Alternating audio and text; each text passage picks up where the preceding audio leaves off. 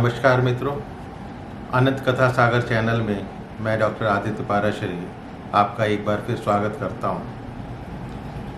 आज की कथा नाचिकेता की कथा है।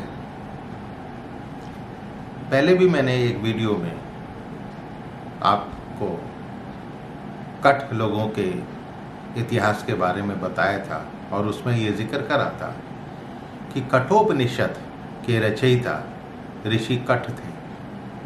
तो उन्हीं के ही वंशज जो हैं वो कठ जाति के कहलाते थे और कठगढ़ राज्य की आगे चल के स्थापना हुई। कठोपनिषद में नाचिकेता और यमराज के बीच संवाद के जरिए कुछ शिक्षा देने की कोशिश करी गई है। तो मैं वापस आता हूँ नाचिकेता की कहानी पर। वाजश्रवा के पुत्र वाजश्रवस, जिनको ऋषि उद्दालक के नाम से भी जाना जाता था, एक बार उन्होंने विश्वजीत यज्ञ किया और इस यज्ञ में यज्ञ फल की इच्छा से उन्होंने अपना सर्वस्व दान कर दिया। केवल पत्नी और पुत्र को छोड़ के बाकी सब कुछ दान कर दिया। लेकिन कहीं ना कहीं उनके दिमाग में एक दिखावे की भावना जरूर थी। उस समय इस यजमान यानी वाजश्रवासा या ऋषि उद्दालक का पुत्र नाचिकेता था। वो किशोरावस्था में था और जिस समय दान करने के लिए गौओं को लाया जा रहा था तो उसके दिमाग में एक विचार आया उनको देखकर कि अरे ये क्या है। उसके अंदर एक श्रद्धा प्रकट हुई, ये मेरे पिताजी कर क्या रहे हैं। उसने देखा जो गाय बूढ़ी हो चुकी है, घास खाना भी धीरे धीरे कम करती जा रही है, दुर्बल हो चुकी हैं, जिनका दूध भी अब धीरे धीरे समाप्त होने की अग्रसर है, प्रजनन क्षमता भी उनमें नहीं रही है, यानी आगे वो बछड़े बछिया पैदा नहीं कर सकती हैं और उनको दान करने से दाता को आनंद शून्य लोक की प्राप्ति होगी, यानी वो लोक मिलेगा जिसमें कोई आनंद नहीं होगा। तो उसने सोचा जो मेरे पिता कर रहे हैं वो ठीक नहीं है, मुझे उनको ये बताना आवश्यक है। मैं उनका चूंकि भला चाहता हूँ। तो नाचिकेता अपने पिता के पास पहुँच गया कि पिताजी आप मुझे किसे देंगे। पहले तो उन्होंने सुना अनसुना कर दिया, फिर उसने दोबारा कहा पिताजी आप मुझे किसको देंगे। फिर भी उन्होंने देखा और कुछ नहीं बोले। तब तीसरी बार फिर नाचिकेता ने यही प्रश्न अपने पिता से पूछा, पिताजी आप सब कुछ दे रहे हैं तो मुझे किसे देने जा रहे हैं।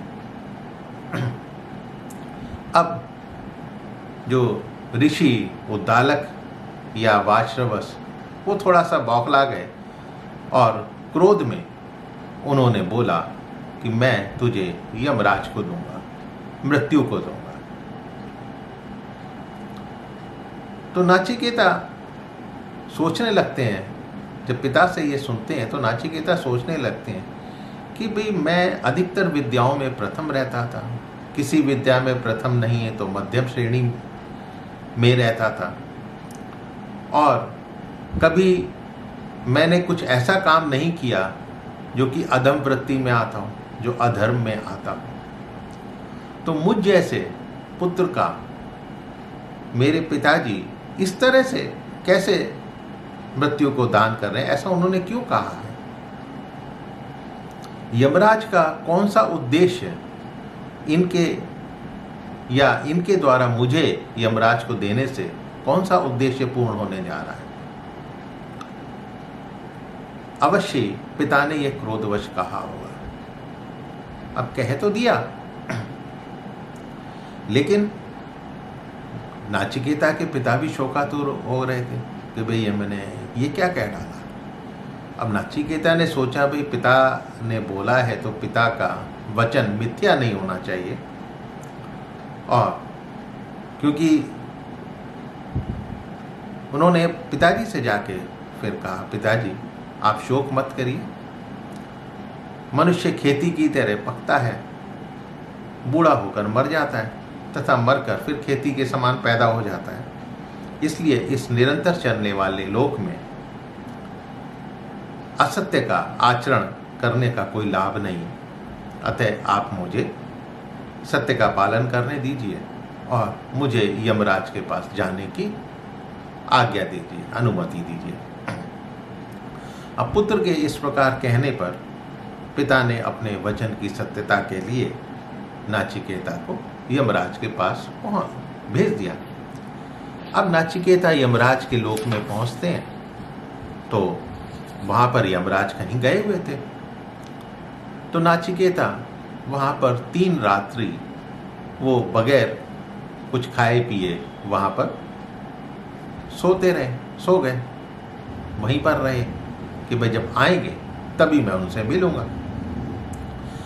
अब लौटने पर जब यमराज वापस लौटे तो उनकी भार्या और मंत्रियों ने यमराज को ये समझाते हुए कहा कि देखिए एक ब्राह्मण आया हुआ है। ब्राह्मण अतिथि रूप में होकर जब आता है तो अग्नि रूप में घर में प्रवेश करता है। इस अतिथि को शांत करने के लिए साधु गृहस्थ लोग पाद्यादि दान रूप शांति करते हैं, उनके पांव जल से पखारते हैं। अतः आप पाद्य देने के लिए, उनके पांव पखारने के लिए आप जल लेकर आइए। जिस घर में ब्राह्मण अतिथि बगैर भोजन के रहता है उसके पूर्व जनित कर्मों के फल, समस्त पुत्र और पशु आदि को वो नष्ट कर देता है। तब यमराज ने नाचिकेता के पांव पखार कर उनकी पूजा अर्चना की, स्वागत करा और उसके बाद कहा, हे ब्राह्मण, तुम अतिथि होकर भी मेरे द्वार पर, मेरे घर में 3 रात्रि बिना भोजन के रहे। अतः प्रत्येक रात्रि के लिए 1 यानी आप 3 वर मांग लो।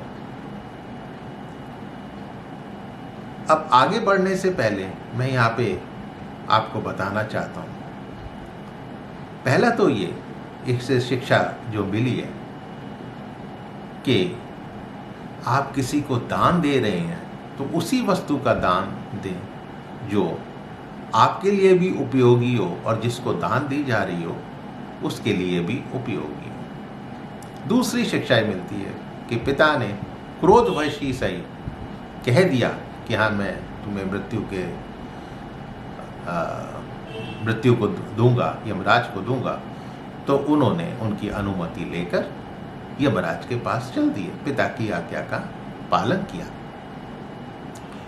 तीसरा, जब ब्राह्मण किसी एक अतिथि के रूप में किसी के घर में जाता है तो यदि वो भूखा रहे तो उसके पूर्व जनित सारे कर्म नष्ट हो जाते हैं। इसीलिए यमराज खुद जल लाकर उसके पांव पखार रहे हैं और उसकी पूजा अर्चना करते हैं और 3 रात्रि भूखे रहने की एवज में उसे 3 वर मांगने के लिए बोलते हैं।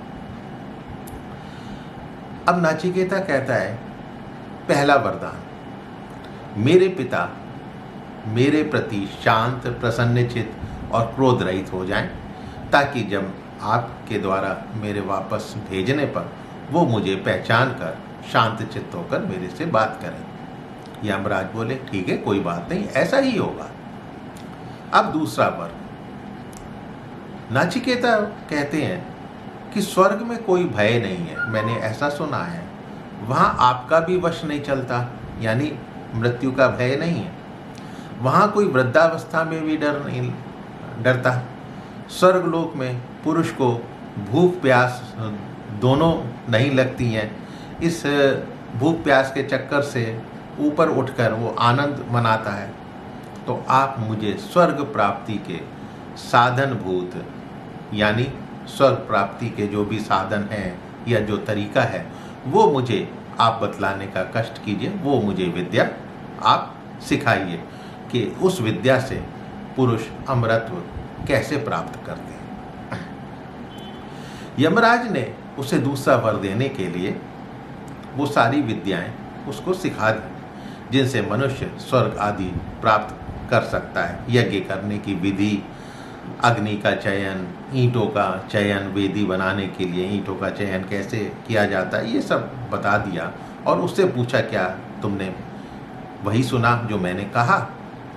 उसके बाद उसकी योग्यता को देखकर यमराज खुश हो गए और उसे कहा कि मैं तुझे चौथा वर अपनी तरफ से देता हूँ। हालांकि कथाओं में जो इधर उधर मिलती हैं उसमें 3 वर का जिक्र आता है, लेकिन कठोपनिषद के अंदर यमराज नाचिकेता से कह रहे हैं कि तीसरा वर तो तू बाद में मांगेगा, मैं चौथा वर अपनी तरफ से पहले दे रहा हूँ। क्यों? उसकी योग्यता को देखकर। कहते कि ये अग्नि यानी ये विद्या तेरे नाम से ही आगे जानी जाएगी और तू इस अलग अलग रूप में आवाज करने वाली जो माला है इसको भी ग्रहण कर और मुझसे इस कर्म विज्ञान यानी कर्म कांड, ये पूजा यज्ञ अर्चना ये कैसे करी जाएगी इसको भी सीख ले, इसको भी तू स्वीकार कर। नाचिकेता ने वो किया, सारी विद्याएं उससे सीख ली। अब आता है सवाल तीसरे वर का। तीसरा वर जब उसने मांगा तो कहा कि मरा हुआ व्यक्ति कहाँ जाता है? मरे हुए व्यक्ति के विषय में जो संदेह है, कोई कहता है कि मरने के बाद इंद्रिय मन बुद्धि के अतिरिक्त आत्मा रहती है, कोई कहता है आत्मा नहीं रहती है, कोई कहता है आत्मा का संबंध देह से रहता है, कोई कहता नहीं रहता है। तो मरने के बाद मनुष्य का क्या होता है, कहाँ जाता है, कहाँ जाता है वो? मैं आपसे यही जानना चाहता हूँ। अब तो यमराज चक्कर आ गए। यमराज अब इस बात की परीक्षा लेते हैं कि नाचिकेता इस आत्मज्ञान को प्राप्त करने का अधिकारी भी है या नहीं। ये देखिए क्या शिक्षा दी जा रही। आप यदि इस तरह से गूढ़तम विद्या की किसी को शिक्षा देते हैं तो उससे पहले अपने शिष्य की पात्रता को जांचना आवश्यक है। आज के ज़माने में न शिक्षक शिष्य की पात्रता जांचता है और ना ही शिष्य उस तरीके से उस विद्या को ग्रहण करता है। वो सोचता है I have paid for this, मैंने इसके लिए पे करा है। तो यमराज उसकी परीक्षा लेते हैं। कहते हैं पूर्व काल में जो देवताओं को भी संदेह हुआ था, ये सूक्ष्म विद्या है, ये बहुत कठिन है, ये सुगमता से जानने योग्य नहीं है, तू इसकी जगह दूसरा वर मांग ले। नाचिकेता ने कहा ये बात मैंने भी सुनी है कि देवताओं को संदेह है, इसीलिए तो आपसे मैं इस विद्या को जानना चाहता हूँ और आपसे बड़ा ज्ञानी इस विद्या को लेकर कोई और है नहीं, इसलिए मैं तो यही सीखूंगा। अब ये यमराज ने कई और प्रलोभन देते हैं कि तू जितने वर्ष की आयु चाहता है, तू अपने पुत्र और पोतों के लिए जितने भी वर्ष की आयु मांगना चाहता है तू सब मांग ले। एक बड़ा सा भूमंडल मांग ले राज्य करने के लिए, सेना मांग ले, सोना चांदी धन दौलत, यहाँ तक कि तू रमणियाँ मांग ले, अप्सराएं मांग ले। लेकिन नाचिकेता ने कहा मेरे लिए तो यही अभीष्ट वर है, मैं इसके अतिरिक्त, इस विद्या को जानने के अतिरिक्त और कुछ नहीं मांगता। फिर एक जब यमराज ने अप्सराओं के प्रलोभन भी दिए और उसने मना कर दिया, तब नाचिकेता ने बोला यमराज को कि जो आप मुझे कह रहे हैं ये सुख तो क्षणिक हैं, कल है नहीं। क्या पता मुझे केवल मेरा ये अभीष्ट वर देने की आप कृपा करें, क्योंकि ये तो सुख क्षणिक है, कल क्या होगा किसे पता। अब यमराज बोलते हैं हे नाचिकेता, तूने पुत्र धन अप्सरा आदि भोगों को क्षणभंगुर तत्व जानकर त्याग दिया और जिसमें मनुष्य डूब जाते हैं, मनुष्य इसी के चारों तरफ उलझ के रह जाते हैं। और तू अभी से, अभी तो तू बच्चा है और तेरे अंदर ये धन आधारित निंदित गति को प्राप्त नहीं हुआ है, तेरा दिमाग धन के प्रति आसक्त नहीं है। जिस विद्या को विद्या और अविद्या दोनों रूप में जाना जाता है, वो विरुद्ध स्वभाव वाली और विपरीत फल देने वाली विद्या है। तू विद्या का अभिलाषी है, उसी विद्या का तू अभिलाषी है और तेरे से उपयुक्त कोई और नहीं है, इसलिए मैं तुझे इस विद्या का ज्ञान देता हूँ। तू जगत में अविस्मरणीय रहेगा। अब कठोपनिषद में आगे पूरा का पूरा कठोपनिषद इसी विद्या के बारे में नाचिकेता और यमराज के बीच संवाद चल रहा है और वो सारा का सारा ज्ञान दिए जा रहे हैं, जिसका कुछ हिस्सा जो है आपको गीता में भी पढ़ने को मिलेगा यदि आप पढ़ना चाहेंगे। अब जब पूरी विद्या उन्होंने सिखा दी तो यमराज से आत्मज्ञान की विद्या को पाकर नाचिकेता ब्रह्म भाव को प्राप्त हो गए। विरज यानी धर्माधर्म शून्य, कोई धर्म कोई कुछ नहीं है उनके लिए, और मृत्युहीन हो गए, उनको कभी मृत्यु नहीं आएगी, यानी नाचिकेता अमर हो गए। तो ये कथा है कठोपनिषद में वर्णित नाचिकेता और यमराज के बीच संवाद की। पूरा कठोपनिषद इसी के ऊपर आधारित है। तो मित्रों, आपको ये अवश्य पसंद आई होगी कथा। यदि पसंद आई हो तो अपने इष्ट मित्रों से शेयर कीजिएगा, बहुत कम लोगों को ही इसके बारे में पता होगा। और मेरा चैनल सब्सक्राइब करना मत भूलिएगा। फिर मिलूँगा एक नए किस्से कथा कहानी के साथ। कमेंट बॉक्स में कमेंट देना मत भूलिएगा। नमस्कार।